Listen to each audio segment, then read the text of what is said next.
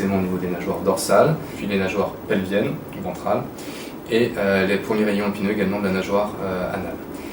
C'est un prédateur plutôt supérieur qui va avoir un régime alimentaire assez diversifié, crustacés et poissons, essentiellement des juvéniles par rapport à sa taille, et puis évidemment, plus le poisson grandit, plus la taille des proies va être importante.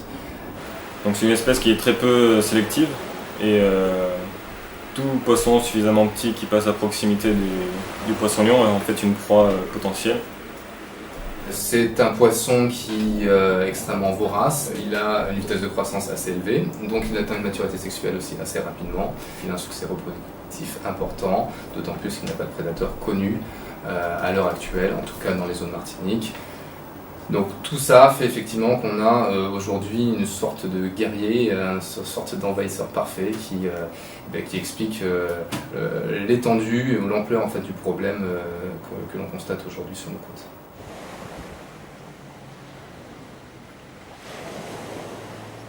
C'est sûr et certain que nous aurons de moins en moins de poissons, tels que le vivano, les rougets. Donc si ces poissons-là les bouffent, forcément ça aura un impact négatif sur notre pêche. Donc, et s'il n'y a pas de prédateurs, c'est inquiétant. Donc c'est pourquoi, entre guillemets, je le considère comme étant le diable. Nous, on a vu notre premier en août 2011, première capture en septembre 2011. Et jusqu'à la fin de l'année, on envoyait un par mois, et puis c'est devenu un par semaine, puis un voire deux par plongée. Aujourd'hui, c'est vrai qu'on envoie régulièrement entre 20 et 40 poissons par plongée. On constate qu'il est de plus en plus présent dans les espèces que nous avons l'habitude de pêcher.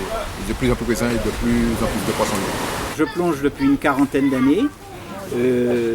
Par rapport aux poissons-lions, les premiers que j'ai aperçus, ça remonte à 1 an et demi.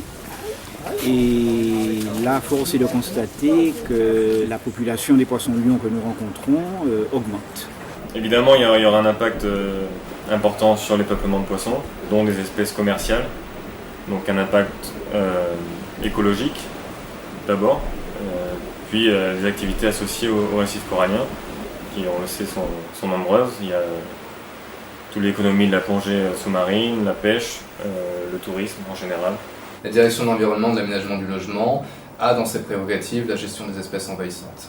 Le poisson-lion est une espèce exotique envahissante, c'est-à-dire que c'est une espèce qui a été introduite par l'homme dans un habitat, dans un milieu qui n'est pas le sien de façon originelle et qui pose un problème d'un point de vue écologique, c'est-à-dire qu'il se multiplie et crée un désordre écologique au niveau local.